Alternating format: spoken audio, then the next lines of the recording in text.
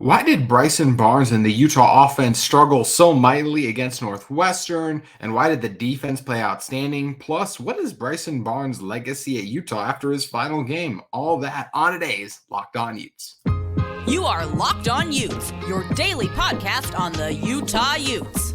Part of the Locked On Podcast Network. Your team every day.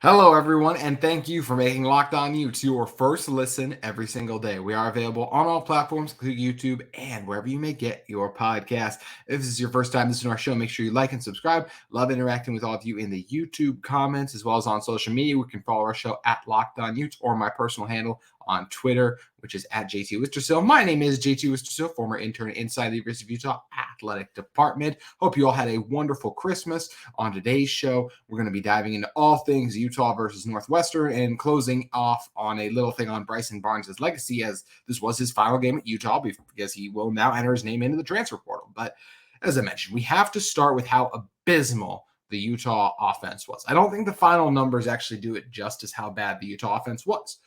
Total yards, Utah actually ended up with 211. Definitely did not feel like they even had 200 yards of total offense. I've watched the game twice now, once live, and then I watched the film back as well. Passing yards, 73. Rushing yards, 138. And overall, Bryson had 55 passing yards in the game, 8 of 13. The 73 you got to is because Batari came in and had that one screen that he threw to Jalen Glover, I believe. So why did the offense struggle? There's multiple issues we're going to dive into here in a second. I do believe, like, if you were to say the number one factor, I believe it was the absence of the key players who left offensively. And that just goes to show you the difference in depth in those spots, right? Because we saw Utah miss Sione Vaki and Cole Bishop and even Jonah Ellis, and their defense played really well overall. Yes, they gave up a couple of big plays, but overall the defense was really good. So what is the difference for the Utah offense? Well, they just don't have as much depth at the receiver position. We know that. So the absence of Devon Vele was glaring, especially with how him and Bryson started to click toward the end of the season. You really felt that you just felt the lack of his presence. And you could see that whether it was the lack of trust or guys getting open a few times, the offense wasn't the same without their top playmaker on through the air on the season. And the offensive line desperately missed Keaton Bills and Satal Laumea. We'll dive into that even more in a second. And I should say, too, like, no Mikey Matthews, right? Mikey Matthews was anywhere from the second to fourth best pass catcher on Utah probably this year, maybe even fifth, wherever you want to rank him. But his absence, another one that I felt like was definitely felt by the Utah offense. But let's kind of go in order and talk about each unit offensively and what kind of went into their struggles. First, let's start with Bryson. The 2 interceptions were brutal. The first one, Utah's really having that offensive momentum. The ground game got going. That was when that drive started on their 1. JJ had that huge run, and it felt like things were starting to turn, and this was going to be the drive Utah was going to score on, and it was run. And then Bryson gets his chance to pass and throws it to Money. It's underthrown. It's late. It's a nice play by the safety above all, but it's a horrible pick. And same thing with the second one. Once again, trying to force it to Money, and just doesn't see the safeties. And Bryson all game long really struggled under duress. He missed throws, he missed reads, and I thought Greg McElroy hit the nail on the head perfectly on the final play for Utah's offense, where he was late on the route that Money ran, that quick little curl comeback. I'm trying to remember what it was off the top of my head, but he was late on that throw. That throw needs to be out quicker, and it's a great play by the Northwestern DB to break it up. But if you anticipate before, like, boom, that throw is going to be there, like an elite Power 5 starting quarterback would, then Utah is continuing that drive, and who knows if the game maybe ends differently. But he was late on that throw, and they missed it. He was late, missed throws all game long, as we mentioned. Now, a huge part of the reason for that is he was under pressure. Bryson has never done well under pressure, and once he gets hit, he gets rattled. There was at one point late in the game where he stepped up in the pocket, maybe he needed to step up a little bit, but then there were still rushers closing in on him, and he just kind of continued to run forward and basically ran into the sack. And it's just like, I know that you don't do the best under duress always, Bryson, but they were things that reared their head all season long, and unfortunately he just was never able to fix. And that was what really hurt Utah. There was times where receivers were open and he missed them, struggled to see the field, struggled to make the throw under duress. That it really hurt this offense. So yeah, Bryson, a miserable final game at Utah. We'll get into some of the play calling stuff too, because it's not alone. But the other thing, obviously, when you're talking about Utah's offensive struggles more than anything else, is the offensive line. I mean, they struggled mightily in pass pro. We've talked about all season long until he was benched because of the Coley getting back at center. Jaron Kump really struggled to pick up twists. That was a theme once again here. Utah also just really struggled with maintaining some of their blocks, whether in pass pro or in the running game. I don't get the massive shakeup with Fano at right tackle, Tongai at left tackle. Maybe they felt like that was how they get their best five out there. Tongai really struggled at left tackle. Fano very up and down at right tackle. And I know it's technically just like a flip for Fano, but it is totally different when you've played the one side your whole season as just a true freshman still, and you could feel his struggles there. But Kump, Mokfisi got beat a few times, and then even late in the game, Falcon Kalmatule came in. He got stood up on a few key third downs at guard. Coley was fine. You didn't notice a lot of bad with Coley, but that's also what's hard about the center spot. Sometimes it's always hard to see exactly who should have done what, but a rough game by the Utah offensive line, which I think overall, once we knew Cam wasn't going to play, we kind of had our expectations with quarterback. The offensive line, one of the most, if not the most disappointing unit on this team this season. They just weren't able to get it quite together ever. We kept kind of waiting for them to really become that elite unit. And they had moments in games, and they were still pretty good overall. But this was a game especially where you're just like, this was not the Utah offensive line of old. And their two best players this year, Satao Laume and Keaton Bills, their absence was extremely felt. So offensive line was poor. And also I'll say this, I don't think there's a single position on the offensive line that should be, oh, he's got this going into next year. I fully expect Spencer Fodder to be this team's left tackle. That should be an open competition once again, though. Based on the performance and play, I think that's fair to say. And we obviously didn't say that about Utah's offensive line last year, but based on the play this season, and especially in the bowl game, from what we saw from this group, I think every position should be an open competition going into spring camp. I also, moving on to other things with the offense, the play calling, just wasn't much creativity. And just even things like not the last fourth down that Utah stalled on, but the previous one where Jalen Glover just ran into a wall of Wildcats. And credit Northwestern, too, for doing a great job defensively. There's a lot of things they did well, too, but Utah especially. There was a number of things Utah could have done well to still move the ball, I felt like. But on that the second to last fourth down, which gave Northwestern the shorter field that they capitalized on, driving down and scoring the touchdown late in the game that gave them the win. I just don't know what the play call there.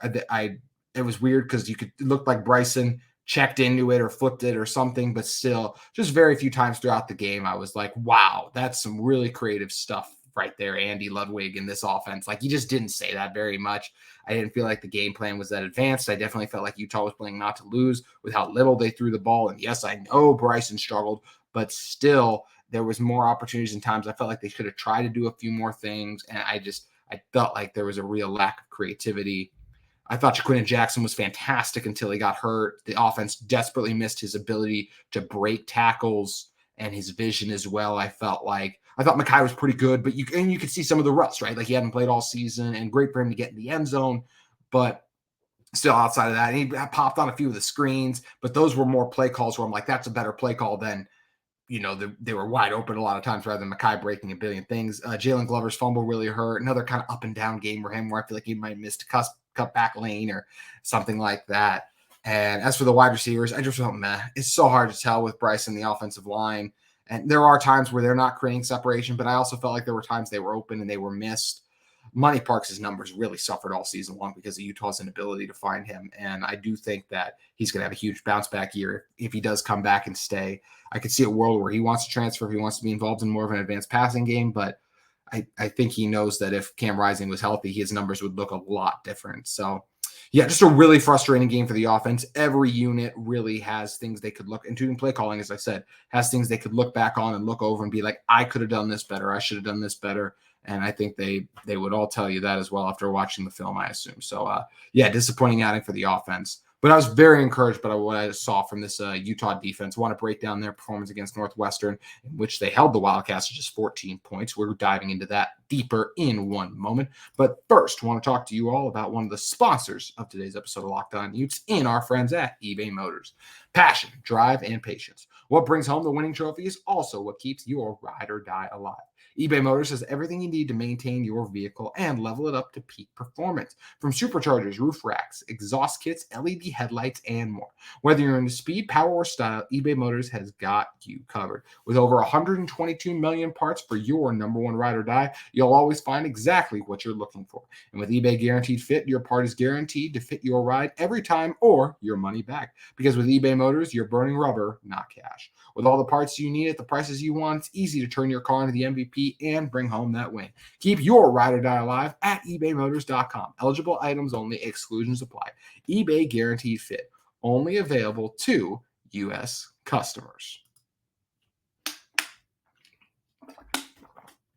Quick second segment sip. Shout out Spencer McLaughlin as we dive back into Utah versus Northwestern. Let's talk about the defense. The numbers for them, spectacular, and in some ways didn't even do them justice. Somehow Northwestern reached 291 yards.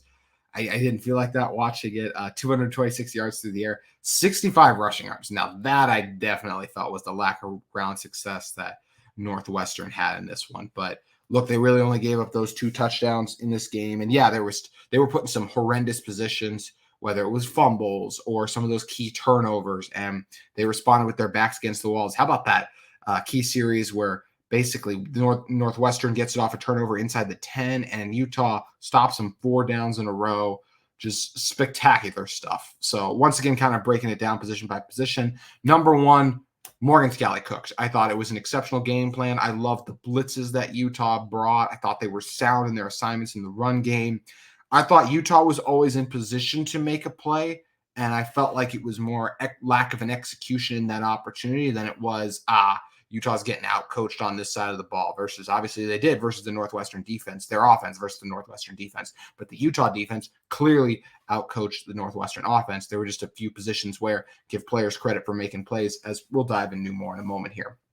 But doing the same thing, kind of going position by position, breaking it down. The defensive line, so impressed. The run defense was elite. I thought the pass rush was pretty good overall, too. And I mentioned some of those blitz, the creativity that Morgan Scalley does a great job. Even early on, blitzing Zamiah Vaughn, that's something Utah, I don't think they blitzed Vaughn or corners much at all this season, if I remember back to the other things I've watched.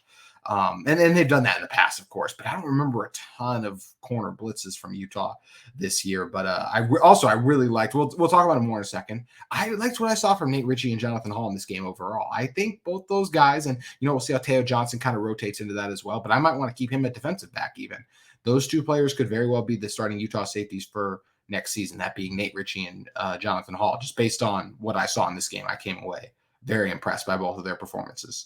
But going back to the D-line, the run defense was fantastic, whether you're talking about Tanuvasa, Tafuna, Fotu. Of course, you're diving into other guys like a Samote Pepa, Licky Mahi. Not all those guys see equal playing time, but all of them played a pivotal part in eating up those double teams and staying gap sound. So it freed up the linebackers to go in and make plays. Leavani Dooney once again led this team in tackles. It's not a coincidence. Does a great job flowing the ball. He's a phenomenal tackler in space. Corene Reed, I thought, was pretty good overall, too. Hayden Fury popped a few times in this game, too. I thought he made a couple of nice stops and had that forced fumble that Miles Battle was so close to recovering late in the game as well, too. But I was very impressed by the D-line. As for a pass rush standpoint, Van Fillinger and Connor O'Toole, I thought they did a good job bringing consistent pressure overall and came in on a couple of key moments. That late scramble that Bryant had for the first down, both O'Toole and Fillinger win to the outside, and they force him to step up in the pocket. And actually what happened on that 4th down was it looked like Northwestern was setting up a screen, an easy completion to try to run the clock.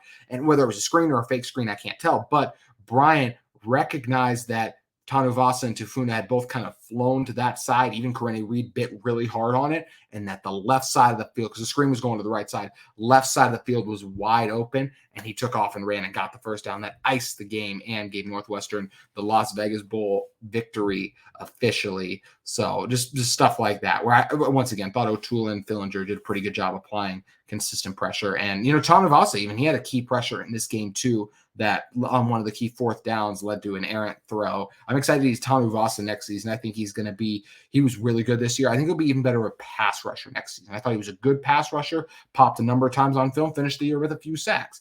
I think he'll be even better of a pass rusher this next year as he just continues to grow in his strength, athleticism, and his pass rush moves in general. So really impressed with the defensive line. Linebackers, same thing. There was a time or two where it was like a missed tackle, a missed gap assignment, but only 65 yards rushing. That's a credit to those guys being able to wrestle down those tough backs that the Wildcats have. And I was really impressed with their outing. I mean, Porter had 10 carries, only 33 yards, and his long was only 8, averaged 3 yards a carry.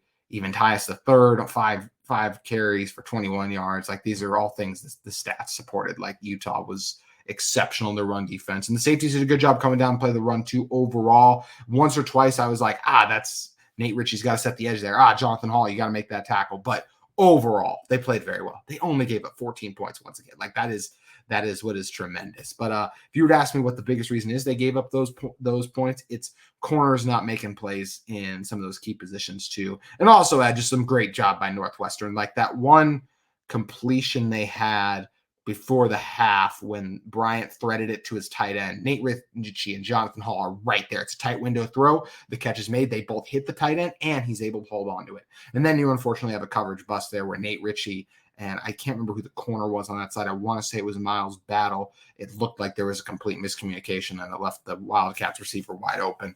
But that looked more of a player issue than a coaching thing. And, kind of late in the game, too, Zamaya Vaughn got beat once or twice. I really liked what I saw from Smith Snowden. I also thought Teo Johnson was pretty good in this game. You didn't hear either of their numbers called a ton. And I'm not sure exactly how many snaps Smith Snowden ended up playing because he just didn't make a lot of mistakes, whatever he was in. I don't watch these games and go like, who's participating here. But it was one thing when I look back on the game, I was like, oh yeah, I didn't notice Smith Snowden a ton. But I saw him on the field a few times. I don't know what his final snap count ended up being, like I said, but I just was very impressed by what I saw from him from coverage standpoint overall. Also did a good job in run support, as these guys always do.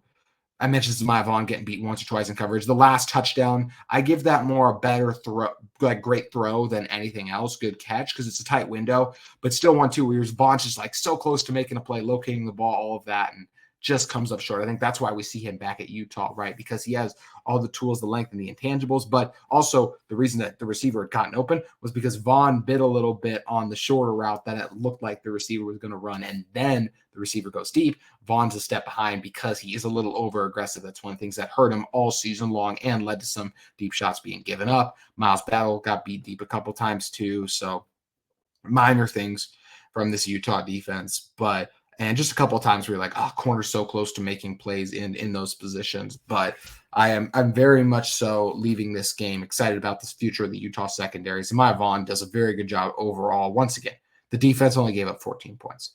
You have to be impressed with that. And it's very hard to do that to any college offense in general. And yes, I know Northwestern been held in check a few times, but also it's not easy to hold a team under 14 points. So I do think that bears in mind. And the final drive was on a shortened field because Utah didn't get the first down anyway. So another thing that is important about too. But whether it's Teo Johnson, Smith Snowden, Zamaya Vaughn, not Miles Battle, excuse me. Thank you, Miles, for your contributions to Utah as he's now headed off to the NFL. Eligibility all used up. But Jonathan Hall, Nate Ritchie, I left this game feeling better about the future of the Utah secondary for next year than I did coming in. The positions I leave this game feeling most concerned about overall is offensive line. I think this is a game too where it's like, well, I already mentioned kind of just some of the guys. I just didn't feel like they performed up to the Utah standard we're used to, or what we're used to seeing from the guys who were in there and before. That's hence why I feel like that'll be the big emphasis. My biggest question going into the season was Utah's left tackle spot, and they never got the greatest play, whether it was Tongo or Fano. Both of those guys made mistakes that hurt them. Now, both those guys had strong moments, played well, helped Utah win games, but they definitely have room to grow and get better. Hence why I said those positions should be open competitions to me. And once again, I fully expect Fano to win the left tackle job back. And I think it was tough to ask him to switch to right side because there are some slight differences in things that I do think make it a little bit harder on that side, especially when you work so much on the left side. But overall, very curious to see what happens with Utah's offensive line up front. But putting a bow on what the defense did, extremely impressed once again by their ability to hold this Northwestern offense in check. They played good enough to help Utah win this game. The offense did not do their part, and that should not be lost.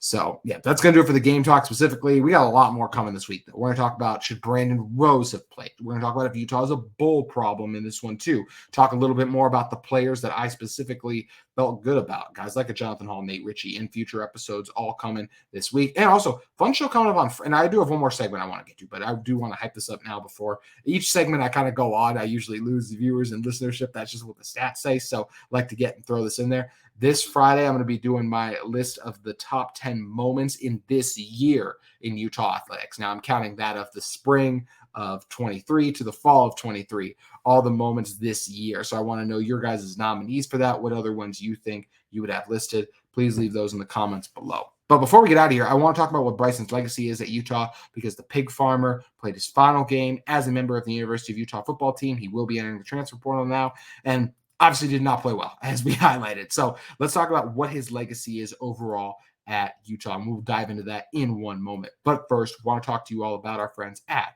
UCCU. Learn and Earn, the UCCU mobile banking app that pays your entire family to learn about money. Kids look to parents to become more financially literate. Parents, they don't always know the answers. Learn and Earn breaks down financial topics into fun, bite-sized educational games like quizzes and trivia. Every time a family member completes a topic, they earn points that can occur and can be redeemed for gift cards to stores like Amazon, Apple, Sephora, Walmart, Nike, and more. There is age-appropriate content for every member of the family who can compete against each other and track their progress on leaderboards. Learn and Earn is inside the UCCU mobile banking app, so you can play it anytime, anywhere. The more you play, the more you earn. And the more you learn, the more you earn. Learn and Earn, part of UCCU's award-winning Be Money Smart Youth Banking Program, helping kids, teens, and parents have fun while becoming more financially literate together. UCCU, love where you bank. All right, closing this one out now. Let's talk about Bryson Barnes' legacy at Utah. I saw a number of fans very critical of Bryson on social media after the game. Understandably so. He did not play well, and I think this is another reminder, right, where Bryson Barnes is, I still believe this. I know it was bad here, but he's a very good backup quarterback, and I think Utah was lucky to have him, and without Bryson Barnes, Utah does not get bowl eligible this season, and they do not end up with the 8 wins that they ended up securing. I guess technically 7, because Batari, and I mean, even if we wanted to be more critical, right? Nate Johnson won the Baylor game, but you guys know what I'm saying. Bryson made plays all season long, and he played well enough for Utah to win other games, right? Like the Washington game being the key one I'm thinking of. So not even the Arizona game, that was more so how many guys Utah was missing defensively. But yes, I understand the criticisms of Bryson. I was just very critical of Bryson. But I think when we look back on his legacy at Utah, it's one that's impressive. When you just think about the story and what a walk-on is supposed to do at a school, and then you look at what Bryson Barnes accomplished, it was extremely impressive. And one that when they talk about the pig farmer from Milford, Utah, we should all get a smile and feel very excited and look back on all the great memories and the fun times we had watching Bryson go out there and do his things. Yes, there were frustrating moments. He was a backup quarterback, and as we said, he'll now go on to the next venture, and I'm very curious to see. I do think he can either go to a Mountain West Conference school, maybe even a Big Sky school, and I think he could really tear it up there. It's just hard on the Power 5 level, and you see why so few players are able to earn starting jobs at year in and year out at that level and play at a high level. But going back to Bryson, I mean, let's just look back on how the legend started. I still remember vividly being at the Rose Bowl, and Cam gets hurt, and Bryson Barnes is the one that comes in. You know, we'd heard a lot about Quentin Jackson. We even saw packages of him earlier that season, yet Bryson's the one who comes in. And what does Bryson do? Show just total guts, moxie, whatever word you want to use. Just so impressive. The moment was not too big for him. He led Utah down the field, and he threw the huge touchdown pass to Dalton Kincaid, putting Utah in a position to win. Unfortunately, C.J. Stroud and Jackson Smith and Jigba were on the other side, and Marvin Harrison, by the way, who's about to be a top 5 pick, and Utah would lose that game. But that was our first taste of Bryson. Then next year, you look ahead. Utah does not make the Pac-12 championship game, and they do not win back-to-back Pac-12 championship games without his win against Washington State, where he played pretty well and managed the game overall very solidly. Now, I know in the Rose Bowl, he mightily struggled. What happened in the Rose Bowl? Nothing was going well for Utah. The only reason Utah was in that game was Cam Rising's ability to scramble and make plays in general. The offensive line was getting crushed. Receivers were struggling to get open. Utah couldn't run the ball. And guess what? Bryson then struggled because game manager, as we said, that's kind of what's going to happen when those other pieces aren't all available to you. And it was a similar thing in this game too. I did think Bryson's struggles were one of the key reasons that Utah didn't perform well, but As I said too, the offensive line, not their sharpest game, and there's other in the play calling. There's a number of aspects we can look at from this bowl game in particular. But even before we dive into this, talk more about the bowl game, let's just look back at this year. Cam Rising gets hurt. Bryson Reddy gets the huge season opening win against Florida. How great was it to beat the Florida Gators after what happened last year? Credit them for beating us in the swamp, but their fans were very loud and very much so gave off that vibe of like, we're SEC, we're Florida, we won national championships. Like, you're not on our level. And as we saw, they were not on our level this season. And that's just a fact. And also a reminder how hard it is to go on the road and win in college football. So that's what Bryson did. Yep, struggled against Baylor, lost his job for a few weeks, but then came back, helped Utah beat teams like Cal, helped put them in a position to beat a team like Washington. How could we forget the USC game? I mean, an incredible performance by Bryson Barnes and just an insane big win, and just the moments and the plays he had in that has to be the standout one from the season.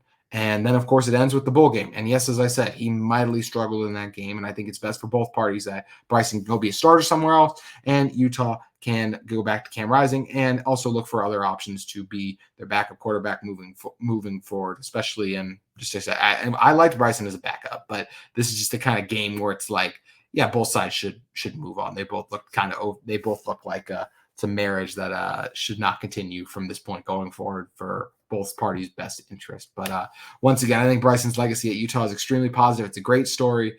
He's part of the reason College Game Day came this season too. Everyone was going crazy about the pig farmer the last few years. It's been fun to talk about. It's been fun to cover. Give a lot of credit to Bryson for how he's bought in, worked hard, and put himself in the position where he's earned. He got a scholarship this year and has now earned himself the opportunity to go transfer, start, and I'm sure make some NIL money too, because we know what quarterbacks are able to go off and make some NIL money now. Pretty good for them. So congrats to Bryson, and very much so excited to see what he does. I'm going to continue to root for Bryson at his next school. I hope all of you will do the same as all these guys who end up moving on. But that is going to do it for today's episode of Locked On Utes. As I mentioned, tomorrow we're going to be staying with the quarterback, talking about if Brandon Rose should have played over Bryson Barnes in this game. That's coming up on tomorrow's show. But thank you all for joining us on this Tuesday, and we look forward to seeing you again tomorrow.